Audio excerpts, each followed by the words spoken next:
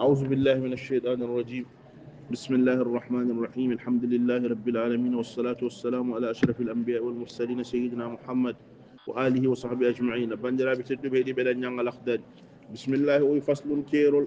لا يحل دغانتا للجنوب ندو غوندو اي جنابه دخول المسجد ناد جماع ندو سدوند جنابه انات دا جماع ولا قراءة القرآن أجنغتا قرآن إلا الآية سنة كوين آية غوتو وانا هواي كنان دي مودو نيانغودا آية غوتو آية جديد آية تتي باسي الله هين للتعوذي نم مولادي جيتا لا دانو ادو وندي جنابه نيانغا آية غوتو آية جديد مولورو دا باسي الله هين ونحوي ما ولا كنان دي مولو غول tugolel sellani aɗi moccude hoore nde aɗa wonde janaba mocca hoore nde tawa aɗa wonde janaba ñanga hen aya goto aya ɗiɗi basiyala hen wala yajuzu dagantako liman la yaqdiru mo hattanani alal ma'il baridi ndiyam ɓuuɓɗam lotorade ndiyam ɓuuɓɗam sellantamo an yaati e zawjatahu nde o yettoto joom suudu makko hatta yu iddal alata sana o hebla kakol ngol omo lotoro illa an yahtalima sana so hoyɗi fala chey ali hay batte ala e makko o wi oɗo eɗen e dabbude ndiyam ɓuuɓɗam woodi ndiyam ngulɗam ala o wawa lotorade ndiyam ɓuuɓɗam dagota ko yetto joom suudu makko so yettima joom suudu makko wondata ko ma o looto o wawa lotorade ndiyam ɓuuɓɗam o jogori ko tamade wadde o ittata e hoore makko e saldigi o nawa hoore makko e tamamuya ɗum ɗon dagotako so yettima joom suudu makko wondata ko ma o looto so ronki lootade holno watta o tamoto omo wawno salligade o ittata hoore makko e saldigi o nawa wattu e hoore makko tamamuya illa an yahtalima sana so hoyɗi mbiɗen woto yetto joom suudu makko o leeli o hoyɗi omo yetto joom suudu makko janaba heɓtimo mo hankkadi namde en mbawa haddemo joom suudu makko o natti labde ene dagui yo yetto joom suudu makko ɗum woni wala e hillu dagantako liman la yaqdiru neɗɗo mo hattanani alal ma'il baridi ndiyam ɓuuɓɗam lotorade ndiyam ɓuuɓɗam dagantako mo an yaati e zawjatahu nde o yettoto joom suudu makko hatta yu iddal alata sana so heɓɗi kakol yiilo ndiyam gulɗam o yiilo ƴulɓe o yiilo furna omo wulnira ndiyam so yettima joom suudu makko o lotoro mbiɗan woto yetto joom suudu makko o leeli o ɗaani o hoyɗiti illa an yahtadima sana so hoyɗitima fala chey alay hay batte ala e makko faslum terol fitta yammum omo haala tamogol wayata yammamu ene tamo almusafiru neɗɗo ɗanniɗo fi gayri masiyatin ko alda e goofol allah oɗo o ɗannima ɗanngal ngal annduɗa wona goofol allah wona omo ɗanni omo fetto e baal wona omo ɗanni omo taƴa lawol omo yana e yimɓe omo tetta kaliseje muɗum e ala o ɗanni ko ɗanngal daguingal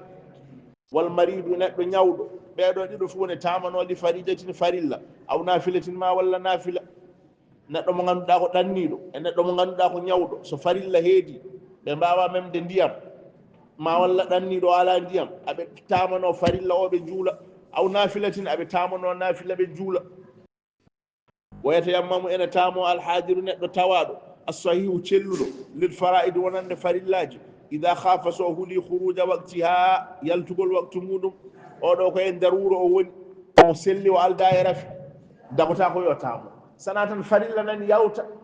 so tamaki o juuli farilla o jogori ko yawtude yo tamo o juula farilla o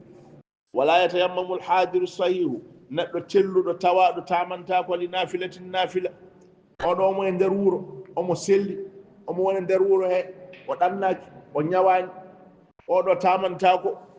farilla o tamantako oɗo tamantako nafila o tamantako juulal juma wala janazatin o tamantako o juula janaysa illa ida taayyanat alayhi sana so janaza o wonti wajibe dow makko o tamantako janaza illa so janaza o wonti wajibe makko juulowo ala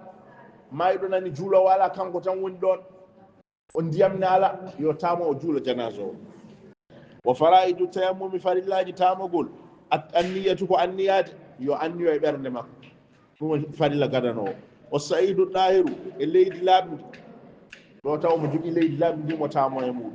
o mashul waji e mashure yeeso makko o mashul yadeyni e mashure juuɗe makko ɗiɗi ilal kuwayni ha yetto cammeje ɗe ɗiɗi o massa juuɗe ɗe ɗiɗi ha yetto cammeje ɗe o darbatul arde e fiyande leydi al ula arwanire nde o fiya leydi jungo makko e leydi fiyande arwanire nde wal fawru o heño tamagol ngol o yaccino ɗum o wasa lelnude wadde kuulol waktu yo taw waktu kadi naati sa nani omo tamo omo juula yo taw waktu juuleteɗo o naati wattisaluhu bisalati tamamu o jokkodire juulu ngu o tamo o gayna tan o juula wana o tamo o jooɗo seeɗa ma walla o wotto haw gayno wiya mo juulo ala so tamima tan yo juulo wattisaluhu yo jokkodir bis salati en juulu ngu wa saidu hoko wiyete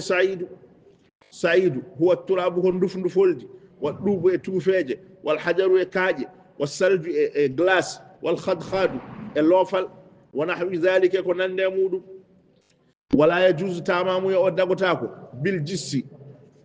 peinture almarbuhi defaɗo ma walla ciment defaɗo wal hasiri e leeso wal khashabi e leɗɗe wal hashish e huɗo wa nahwihi e ko nande muɗum kaɗe ɗon faslun keerol la yahillu dagantako lil junubi neɗɗo gonduɗo e janaba dukhulul masjidi o natita jama wala qira'atul qur'ani o jangata qur'ana illa al ayata sana aya goto wa nahwaha e ko nande mun litta'awuzi ngam molade mo yiɗi molade sheyɗane mo hakkunde ladde ma walla mo yiɗi molade sheyɗane o lelo ɗano ene dagi yo jangutama yo jangu qur'ana taw monde janaba wa nahwi e ko nande mun wala nahwi ko wayno moccugol cukalel ma walla ɓe namni o aya manijo o saggiti jomum aya manijo o monde janaba basi ala hen wala yajuzu dagantako liman la yaqdiru mo hattanani alal ma'il baridi ndiyam ɓuɓɗam an yatiya zawjatahu nde o yettoto joom suudu makko hatta yu iddal alata sana o hebla kakol ngol omo wulnira ndiyam illa an yahtalima sana so hoyɗitima fala chey ale hay batte ala e makko faslun keerol fitta e mumi tamade wayatayammamul musafiru ɗanniyanke ene tamo fi gayri masiyatin ko alda e gofol allah wal maridu neɗɗo ñawɗo ene tamo ɓeɗo ɗiɗo ene tamonoɗi faridatin farilla aw nafilatin ma walla nafila wayatayammamu ene tamo alhadiru sahihu neɗɗo tawaɗo celluɗo lil faraidi wonande farillaji ida khafa so huuɗi khuruja waqtiha yaltugol waktu muɗum wala yatayammamu tamata ko alhadiru neɗɗo tawaɗo assahihu celluɗo o tamanta ko li nafilatin nafila wala jumatin wona juulal juma wala janazatin o tamanta ko janaiza illa ida taayyanat alayhi sana so toɗɗima e dow makko aljanazatu janaza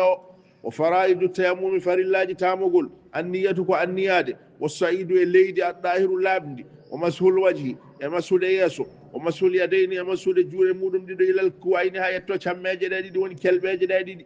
wa darbatul ardi e fiyande leydi al ula arwanire nde wal fawru e heñade wa dukhulul waqti yo taw waktu o naati wattisaluhu yo tamamuya o jokkodir bis salati en juulu ngu so tamima o gayni tan o juula saidu hoko woni saidu huwa turabu ko leydi woni ndufndufoldi wa ɗuuɓu e tuufeeje wal hajaru e kaaƴe wa salju e galas wal khadkhadu galas pular muɗum ko mesre wal khadkhadu e loofal wa nahwi dhalika e ko nande muɗum wala yajuzu dagotako o tamoro bil jissi peinture almadbuhi defaɗo wal hasiri ma walla leeso tametake wal khashabi mange tametake wal hashishi huɗo tametake wa nahwi e ko nande muɗum kaɗe ɗum